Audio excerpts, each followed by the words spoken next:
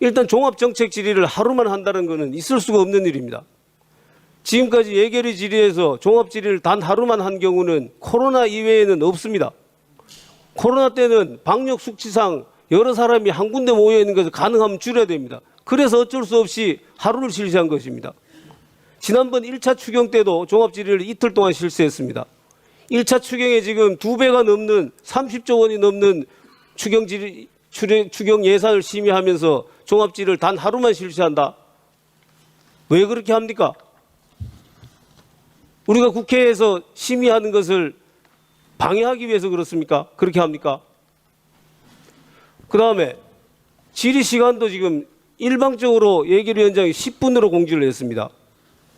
종합 질의 10분으로 한 경우 없습니다. 지난번 1차 추경 때도 15분 했습니다. 이렇게 시간을 줄여서 질의를 못하게 하면은 도대체 무슨 이익이 있습니까?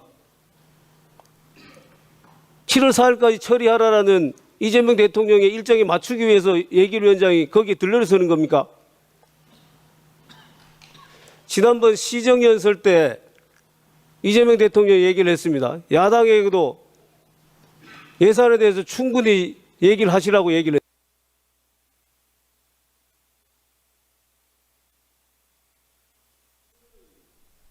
마이크 더 주세요.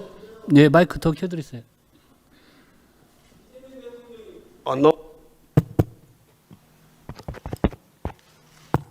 이재명 대통령이 시정연설 때 야당 의원들에게도 충분히 예산에 대해서 얘기할 수 있도록 하겠다고 했습니다. 그 얘기를 거짓말로 만들고 있는 것이 바로 민주당과 한병도 예결위원장입니다. 아니, 예산을 심의할 시간이 없는데, 예산을 살펴볼 시간도 없는데 어떻게 의견을 개진하겠습니까? 형식적으로 말만 의견 개진하라 그러고 실제로는 정부가 원하는 대로 뚝딱 해치우겠다. 이것이 민주당의 작전입니까? 저는 오늘 일정은 전면 중단을 하고 지금 이 시간부터 정회를 하고 여야 간사 간에 일정을 협의하고 시간까지 협의를 해서 그 협의된 일정에 따라서 다시 예결위를 시작해야 된다고 생각을 합니다. 이 부분이 만약에 관철되지 않는다면 예결위원장이 일방적으로 또다시 의사 진행을 하겠다고 하면은 우리 국민의힘은 더 이상 추경심사에 협조할 수 없음을 분명히 밝혀둡니다. 이상입니다. 네, 해주십시오. 네, 저도 이승만 의사진행 발언하겠습니다. 예. 네, 우리 야당 간사님 말씀 잘 들었고요. 종합 정책 질의 일단 의사진행 발언은 듣고 가시죠. 본인 주장만 하시고 상대 주장은 듣지 않는 게 그게 무슨 태도입니까? 예, 의사진행 발언 해주시고 그게 지금 의원님 계속 예결위를 해주세요. 제대로 진행하자고 하는 태도입니까? 본인들 주장만 하고 상대 주장은 듣지 않고 그러면서 무슨 종합정책 질의를 이틀을 합니까? 제가 말씀드리겠습니다. 종합정책 질의 하루 하면 안 되고 이틀을 꼭 해야 한다고 하시는데요. 시간 끌기 외에 어떤 목적이 있는지 저는 의문입니다. 지난 1차 추경 때 정책 질의 이틀 했습니다. 근데 지금 이 상황에서 이틀이 주어지면 누구한테 무슨 질의 하시겠습니까?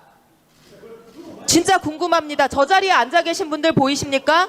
기관장이 불출석한 기관이 지금 적지 않고 이제 새 장관 임명됐기 때문에 나오지 않겠다고 어제도 줄줄이 불출석 사유소에 도장 찍어달라고 찾아왔습니다. 그나마 출석한 분들도 그중 절반은 이제 곧 임기 끝나고 떠나실 분들이고요. 이번 추경안 어떻게 집행할 건지 확인하고 묻는 거 얼마든지 필요하지만 책임 있게 답변할 수 있는 장관도 아직 없고 윤석열 정권에서 임명한 장관들은 나 몰라라 출석도 안 하겠다고 하고 대신 출석한 차관님들도 책임 있는 결정이나 답변할 수 없는 상황인데 이틀 동안 질의할 만한 제대로 된 질의 상대가 지금 있는 상황입니까?